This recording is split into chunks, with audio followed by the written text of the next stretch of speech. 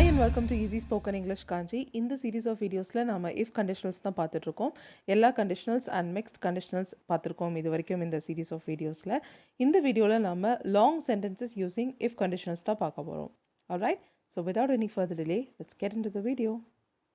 பொதுவாக நம்ம long sentences வீடியோஸில் 2-3 கிளாஸஸ் சேர்ந்துருக்கிற மாதிரியான சென்டென்சஸ் தான் பார்ப்போம் இல்லையா? ஸோ இந்த வீடியோலையும் அந்த மாதிரி சென்டென்சஸ் தான். பட் அதில் இஃப் கிளாஸ் கண்டிஷனல்ஸ் இருக்குது, என்ன கண்டிஷனல் இருக்குது, அதோடைய மெயின் கிளாஸ் என்ன, இதெல்லாம் ஹைலைட் பண்ணி காட்டியிருக்கேன். ஓகே, ஃபர்ஸ்ட் எக்ஸாம்பிள் பாருங்கள். இந்த எக்ஸசைஸ் பண்ணும்போது உனக்கு வலி வருதுன்னா ஒருவேளை நீ தப்பாக பண்ணிக்கிட்டு இருக்க. அதாவது இந்த எக்ஸசைஸ் பண்ணுறப்போ வலி வரக்கூடாது, வலி வருது அப்படின்னா நீ ஏதோ தப்பாக பண்ணிக்கிட்டு இருக்கன்னு அர்த்தம் அப்படின்ற மாதிரி சொல்லியிருக்கோம். இதை எப்படி ஃப்ரேம் பண்ணலாம்? If you feel pain when you do this exercise, இந்த எக்ஸசைஸ் பண்ணும்போது உனக்கு வலி வந்தா, ஓகே, உனக்கு வலி வந்தா அப்படின்றது if you feel pain. Exercise பண்ணும்போது when you do this exercise, இது நீங்கள் மாற்றி when இந்த கிளாஸை முன்னாடியும் சொல்லலாம். when you do this exercise if you feel pain அப்படின்னும் சொல்லலாம். மெயின் கிளாஸ் என்னது? நீ ஏதோ தப்பாக பண்ணிக்கிட்டு இருக்கன்னு அர்த்தம். ஒரு வேளை நீ ஏதோ தப்பாக பண்ணிக்கிட்டு இருக்க, எக்ஸசைஸ் கரெக்டாக பண்ணணும், அந்த மாதிரி ஒரு சென்டென்ஸ் இருக்குது இல்லையா? Then probably you're doing it the wrong way. So ஒரு வேலை அப்படின்றதுனால ப்ராபப்ளின்ற வேர்டு யூஸ் பண்ணியிருக்கேன். Then probably you're doing it the wrong way. So இதில் இருக்க இஃப் கண்டிஷனல் பார்த்தீங்கன்னா ஜீரோ கண்டிஷனல். ஏன்னா இந்த எக்ஸசைஸ் பண்ணும்போது எப்போவுமே வலி வராது. வருது அப்படின்னா ஜீரோ கண்டிஷனல், அதாவது வலி வந்தா. If you feel pain you're doing it the wrong way, இது main class. You're doing it the wrong way is the main class. So zero conditional எப்படி சொல்லுவோம்? Always the truth and fact. Okay, எப்போவுமே எல்லாருக்குமே அது ட்ரூத்தாக இருக்கணும்னு கூட இல்லை, ஸ்பீக்கருக்கு ட்ரூத்தாக இருக்கணும். கரெக்டாக ஏற்கனவே நம்ம ஜீரோ கண்டிஷன் வீடியோவில் பார்த்துருக்கோம். ஸோ இந்த நான் சொல்கிறேன், இந்த எக்ஸசைஸ் பண்ணுறப்போ வலி வருதுன்னா நீ தப்பாக பண்ணிக்கிட்டு இருக்க. So if you feel pain you're doing it the wrong way. Alright? So next example பாருங்கள். நீ கால் பண்ணும்போது நான் ஆன்சர் பண்ணலைன்னா நான் பிஸியாக இருக்கேன்னு நீ புரிஞ்சுக்கோ அப்படின்னு சொல்கிறோம். ஓகே, இஃப் கண்டிஷனில் நெகட்டிவில் சொல்லியிருக்கோம் பாருங்கள். If I don't answer when you call, இல்லைனா when you call, if I don't answer, understand that I'm busy. நீ புரிஞ்சுக்கோ அப்படின்றதுனால you understand, you சொல்லியும் சொல்லலாம், இல்லை சொல்லாமலும் சொல்லலாம். Okay, you understand that I'm busy. So இதில் இருக்கிற if clause and the main clause எது? if I don't answer, main clause, you understand. alright? So எப்போ நான் ஆன்சர் பண்ணலனா அப்படின்னு சொல்கிறதுக்கு ஒரு clause யூஸ் பண்ணியிருக்கோம். என்னது? எப்போ நான் ஆன்சர் பண்ணலனா, நீ கால் பண்ணும்போது நான் ஆன்சர் பண்ணலனா. if I don't answer when you call. alright? So main கிளாஸில் இன்னொரு கிளாஸ் போட்டிருக்கோம். என்ன போட்டிருக்கோன்னா, என்ன புரிஞ்சுக்கோன்னு சொல்கிறோம். யூ அண்டர்ஸ்டாண்ட், என்ன புரிஞ்சுக்கோ, நான் பிஸியாக இருக்கேன்னு, that I'm busy. Okay, if I don't answer when you call, you understand that I'm busy. alright? the next one. இந்த டெஸ்ட்டை அவன் கிளியர் பண்ணால் இந்த ரோலுக்கு அவன் சரியானவன்னு நம்ம பாஸ் கிட்ட சொல்லலாம். ஓகே, இந்த டெஸ்ட்டை அவன் கிளியர் பண்ணால் நாம் சொல்லலாம். இதுதான் if clause and the result, அந்த மெயின் கிளாஸ். ஓகே, ஸோ இது நம்ம ஃபர்ஸ்ட் கண்டிஷனில் சொல்லியிருக்கோம் பாருங்கள். If he clears this test we will tell the boss. என்ன சொல்லலாம் அப்படின்றதுக்கு இன்னொரு கிளாஸ் போட்டிருக்கோம். என்ன சொல்லலாம்? இந்த ரோலுக்கு அவன் சரியானவன்னு, that he is fit for this role. If he clears this test then we will tell boss that he is fit for this role. Okay, so இதில் இருக்க if conditional, if he clears this test, main clause, we will tell the boss. okay, specific future condition பற்றி பேசுகிறதுனால இதில் first conditional use பண்ணியிருக்கோம். alright, next one. Priya அவன்கிட்ட பேசி அவனை பார்ட்டிக்கு இன்வைட் பண்ணானா நாம் அவனை கூப்பிடலன்னு நம்ம மேலே கோவமாயிருவான். ஓகே, ஸோ பிரியா இன்வைட் பண்ணால் அவன் கோவமாயிருவான். பிரியா இன்வைட் பண்ணா அப்படின்றது இஃப் கண்டிஷனல். மெயின் கிளாஸ் என்னது? Result clause. அவன் கோவமாயிருவான். ஓகே, ஸோ இதுதான் simplified if clause and the result clause. So இதில் எக்ஸ்ட்ரா விஷயங்களை நம்ம சொல்லியிருக்கோம். இது எப்படி ஃப்ரேம் பண்ணலான்னு பார்க்கலாம். If Priya talks to him and invites him to the party, Priya பேசி இன்வைட் பண்ணா, அதனால் அண்ட் யூஸ் பண்ணியிருக்கோம். If Priya talks to him and invites him to the party, he will be mad at us. அவன் மேலே கோவமாக இருப்பான். He will be mad at us for not inviting him. எதுக்கு கோவமாக இருப்பான்னா, நம்ம அவனை இன்வைட் பண்ணாததுக்கு நம்ம மேலே கோவமாயிருவான்.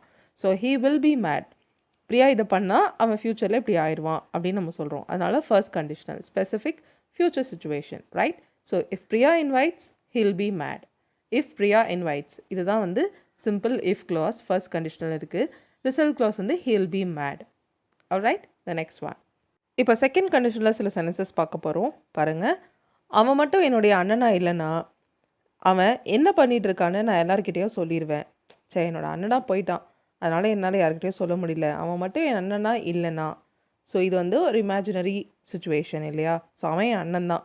அவன் அண்ணனா இல்லாமல் போகவே முடியாது. ரைட்? ஸோ எப்படி நம்ம சொல்லலாம்? If he weren't my brother I would del every one. அவன் அண்ணனா இல்லைனா நான் எல்லார்ட்டையும் சொல்லுவேன். I would del every one. என்ன சொல்லுவேன்? அவன் என்ன பண்ணிக்கிட்டு இருக்கான்னு நான் சொல்லுவேன். What he is been doing.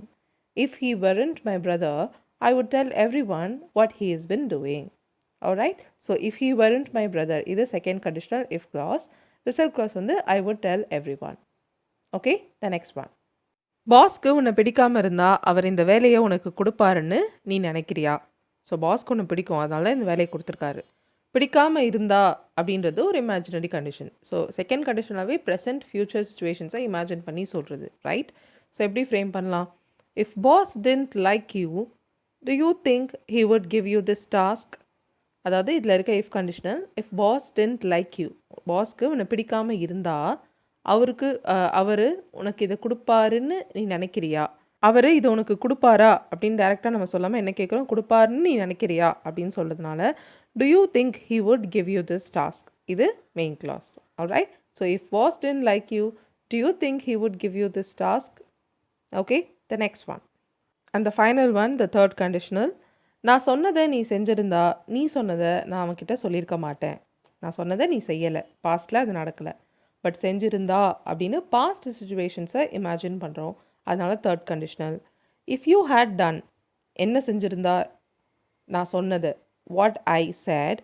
If you had done what I said, நான் சொல்லியிருக்க மாட்டேன். I wouldn't have told. யார்கிட்ட? அவன்கிட்ட. I wouldn't have told him. என்ன சொல்லியிருக்க மாட்டேன்னா நீ சொன்னது, what you said. Okay, if you had done what I said, I wouldn't have told him what you said. So இதில் இருக்க if conditional, if you had done, நீ செஞ்சிருந்தா நான் சொல்லியிருக்க மாட்டேன். நான் சொல்லியிருக்க மாட்டேன்றது main clause. I wouldn't have told him. Alright, the next one. அவங்க என்ன எக்ஸ்பெக்ட் பண்ணாங்கன்னு சரியாக என்கிட்ட சொல்லியிருந்தாங்கன்னா நான் கரெக்டான டைமுக்கு முடிச்சிருப்பேன். ஸோ அவங்க சொல்லலை, நானும் கரெக்ட் டைமுக்கு முடிக்கல. ஸோ ரெண்டுமே பாஸ்ட்டு தான். பட் அவங்க சொல்லியிருந்தாங்கன்னா, பாஸ்ட் சுச்சுவேஷன் இது நடந்திருந்ததுன்னா நான் முடிச்சிருப்பேன். Again past result. Okay, both are impossible because இந்த situation past. So third conditional use பண்ணுறோம். If they had exactly told me what they were expecting, என்ன what they expected simple tense கூட use பண்ணலாம். I would have finished it on time. நான் சரியான நேரத்துக்கு முடிச்சிருப்பேன். I would have finished it on time. So இதில் இருக்க if conditional, if they had told me, சரியாக சொல்லியிருந்தாங்கன்றதால எக்ஸாக்ட்லி டோல்ட் மீன்னு சொல்லி போட்டிருக்கேன். ரைட்? ஸோ அதுதான் இஃப் கண்டிஷனல். நான் முடிச்சிருப்பேன், அது third conditional result in the sentence la I would have finished. If they had exactly told me what they were expecting, I would have finished it on time. Alright, so that's it for today's video. இங்கே நீங்கள் practice பண்ணுறதுக்காக சில questions கொடுத்துருக்கேன். First அதை read பண்ணலாம். நீ இந்த வேலையை சூஸ் பண்ணால் உன்னுடைய ஃப்ரெண்ட்ஸ் எல்லாம் தொலைச்சிட்டு நீ தனியாக இருப்ப. அதாவது ப்ரெசென்ட்டில் அவங்க எதுவுமே பண்ணல, நம்ம இமேஜின் பண்ணி சொல்கிறோம். இதை சூஸ் பண்ணால் நீ இப்படி இருப்ப அப்படின்னு சொல்லி ஒரு இமேஜினரி சுச்சுவேஷன் அண்ட் அதோட ரிசல்ட்டை சொல்கிறோம். ஸோ என்ன கண்டிஷன் யூஸ் பண்ணணும்னு யோசிச்சு எழுதுங்க. அடுத்து ரிசல்ட் வாங்கினதுக்கப்புறம் அவள் உனக்கு கால் பண்ணால் நீ எனக்கு உடனே இன்ஃபார்ம் பண்ணணும். ஸ்பெசிஃபிக் ஃப்யூச்சர் சுச்சுவேஷன் பற்றி பேசுகிறோம். ரிசல்ட் வாங்கினதுக்கப்புறம் உனக்கு கால் பண்ணுவா, அவள் பண்ணான்னா உடனே நீ எனக்கு இன்ஃபார்ம் பண்ணணும். நெக்ஸ்ட் ஒன், ராதாவுக்கு முதல் வாரம் சம்பளம் வந்துருச்சுன்னா நாங்கள் ஒரு வாரத்துக்காவது டின்னர் வெளியே தான் சாப்பிடுவோம். ஸோ எப்போவுமே நடக்குது, எப்போவுமே நாங்கள் இப்படி தான் பண்ணுவோம். ராதாவுக்கு வந்து ஃபர்ஸ்ட் வீக் சேலரி வந்துருச்சுன்னா ஒரு வாரத்துக்கு நாங்கள் டின்னர் வெளியே தான் சாப்பிடுவோம், எப்போவுமே பண்ணுறது. ஸோ எப்போவுமே ஒரு விஷயம் நடக்குதுன்னு சொல்லும் போது என்ன கண்டிஷனில் யூஸ் பண்ணோம் உங்களுக்கே தெரியும், யூஸ் பண்ணி ட்ரை பண்ணுங்கள்.